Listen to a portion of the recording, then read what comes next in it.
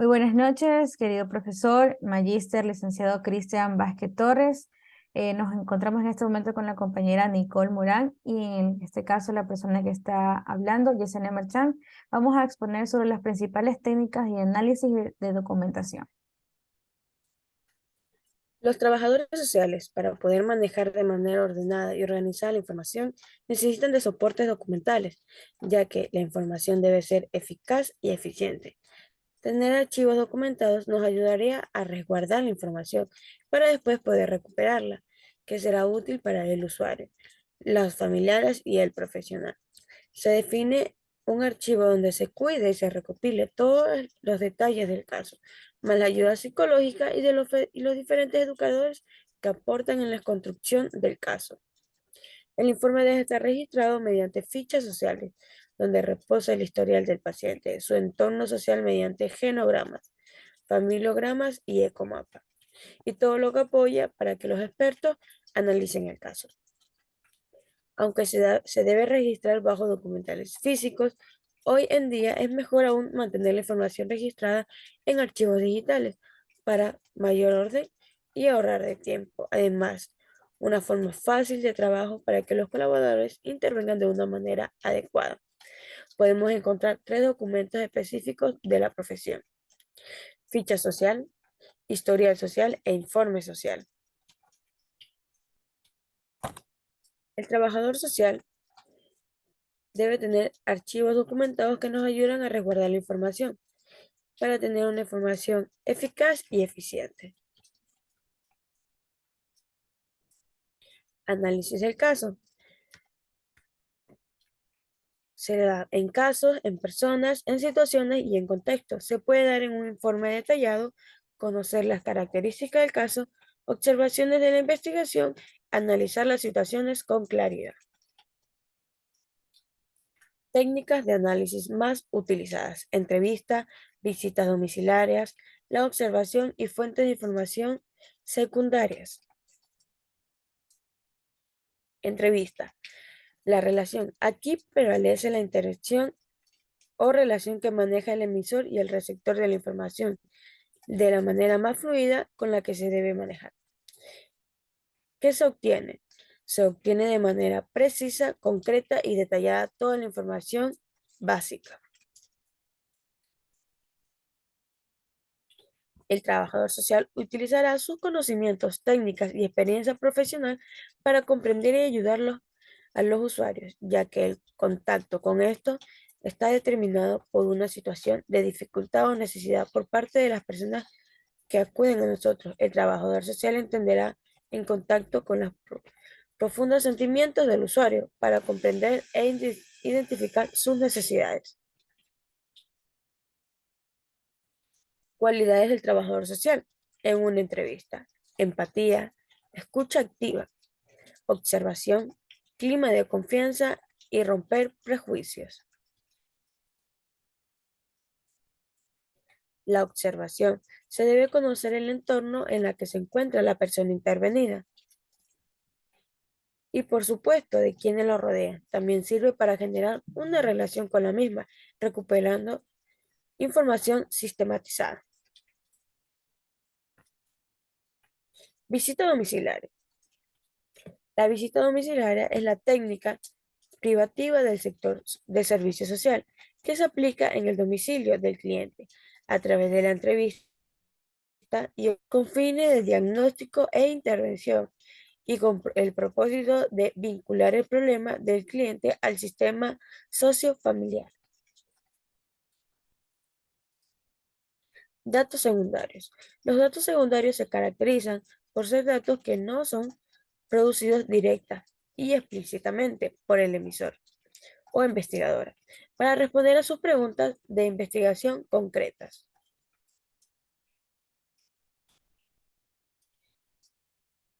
La documentación es parte fundamental del trabajador social.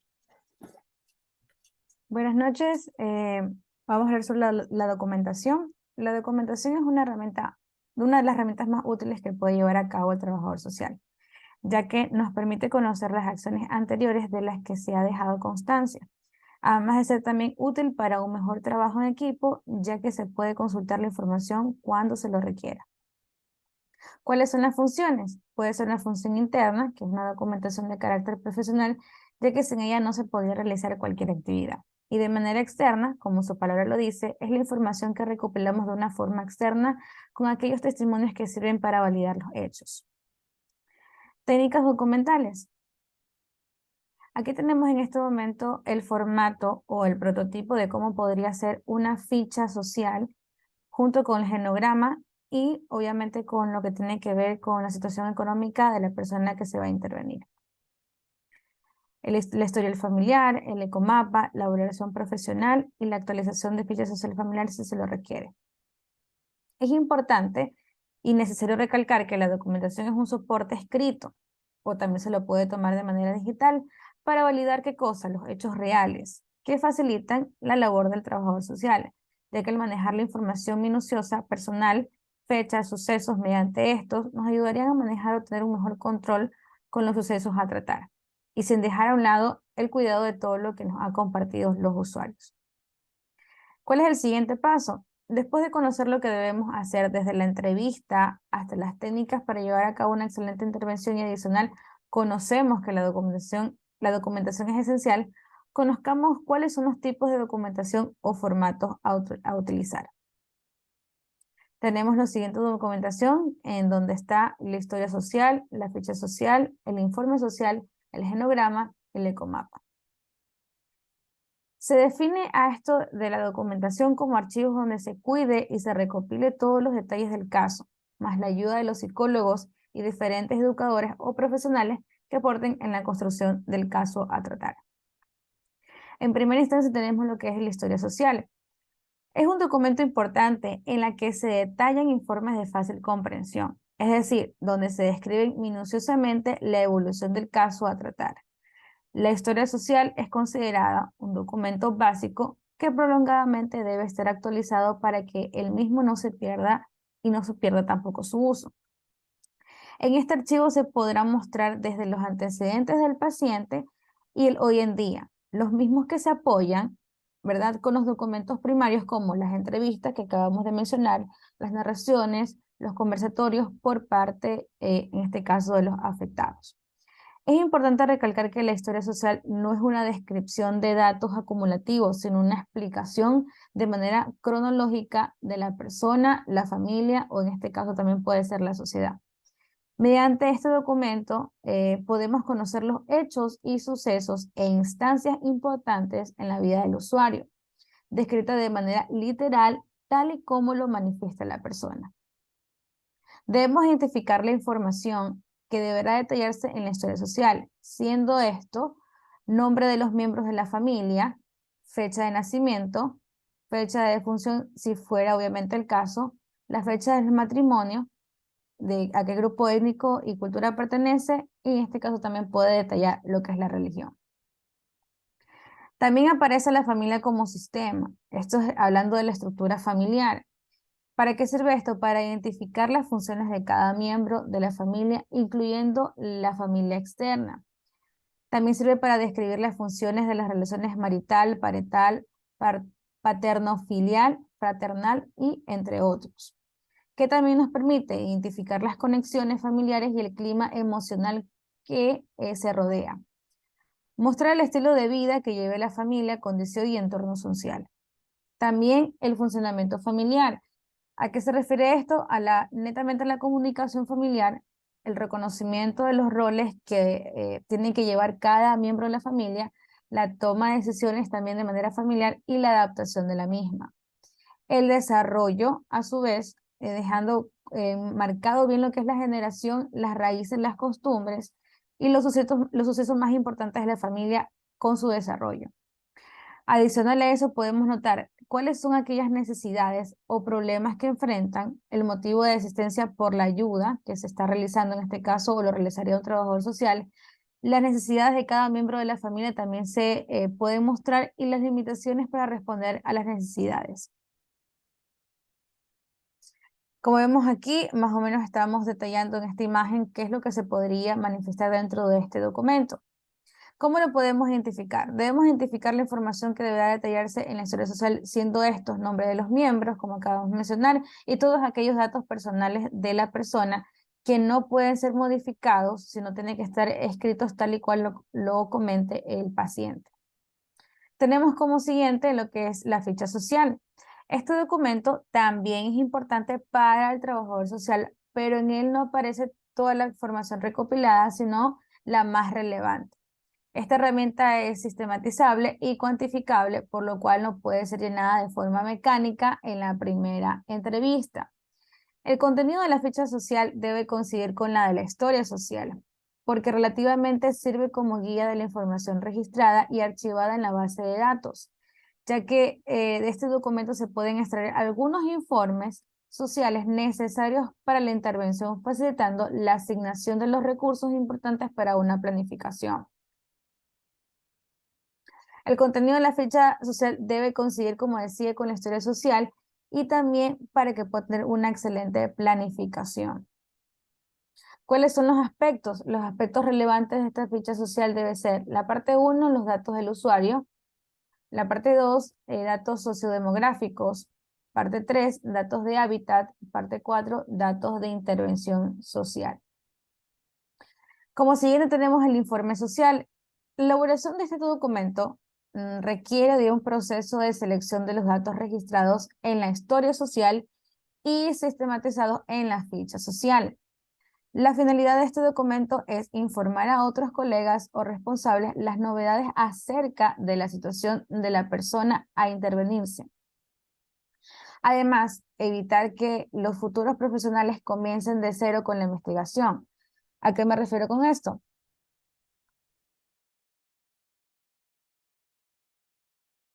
Perdón. ¿A qué me refiero con esto? A que el trabajador social que intervenga en un futuro no tenga que comenzar nuevamente con todo el proceso, ya que mediante este informe no podemos tener varios soportes para poder tratar. Modos de obtención de datos y contraste de la información a través de, como lo mencionamos hace un momento, técnicas como entrevistas, la observación, visita a la vivienda, a la zona donde vive la persona, el autorregistro, la consulta de documentos, informe de terceros y otras como por ejemplo datos de identificación, datos básicos de la unidad de convivencia, situación en este caso de salud también, situación socioeconómica y laboral, también puede ser la situación formativa, perdón, y cultural, relaciones sociales, ocio y el tiempo, dinámica familiar, datos de la vivienda, historia social, valoraciones, recursos, propuesta de intervención y evaluación.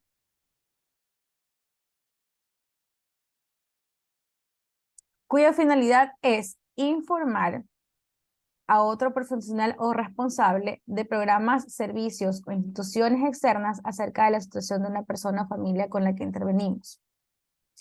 En este caso podemos ver un ejemplo de lo que es el informe social, la cual también puede llevar la firma del trabajador o trabajadora social, el número del colegiado y el sello de la institución en caso de que hubiera. Ahora tenemos lo que es el genograma. El genograma familiar es una herramienta de comparación y análisis que utilizan los trabajadores sociales. Se asemeja considerablemente a un árbol genealógico, con la diferencia de que el genograma abarca otro tipo de contenido que es mayormente técnico.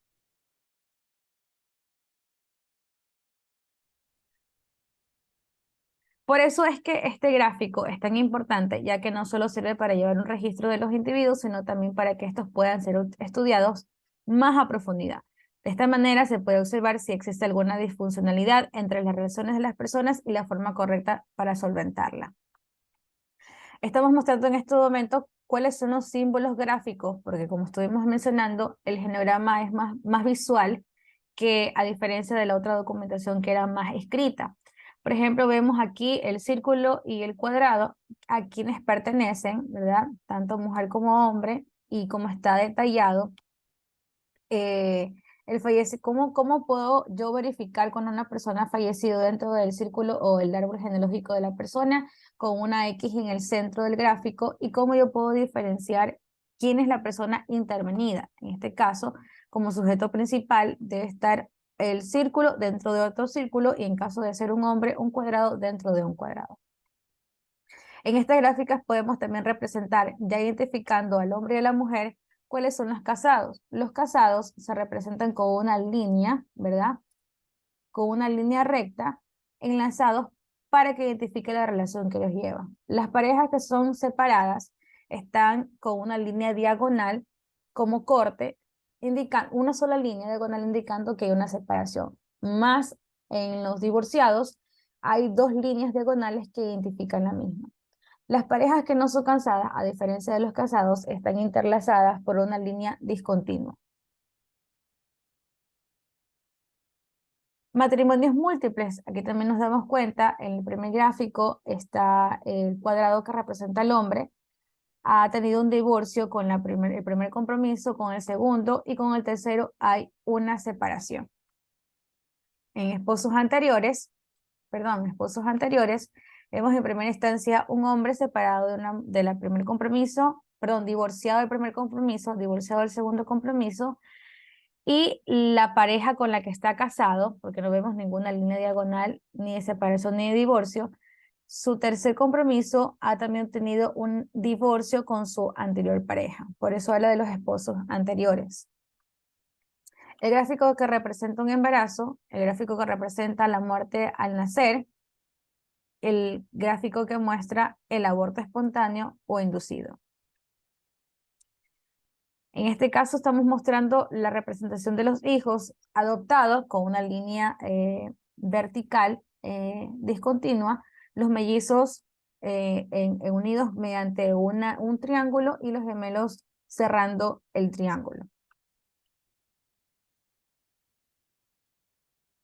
¿Cuáles son las líneas de relaciones interpersonales? Pues tenemos las que son tres líneas muy estrechas, tenemos muy estrecha pero conflictiva, cercana, quiebre, distante. Por ejemplo, aquí nos podemos dar cuenta, según Daniela, ella es Daniela tiene una cercanía, en este caso con su papá. Sus papás están casados, no hay un divorcio, no hay una separación, ni nada por el estilo.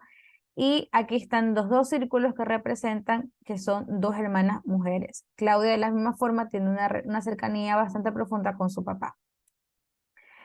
Relaciones habitacionales, pues nos podemos encontrar. ¿Qué significa esto? Cuando toda la familia que está agrupada vive en un solo sitio o comparten más tiempo entre ellos, ¿no? Se lo representa con un gráfico, depende de la posición que se encuentre cada miembro familiar.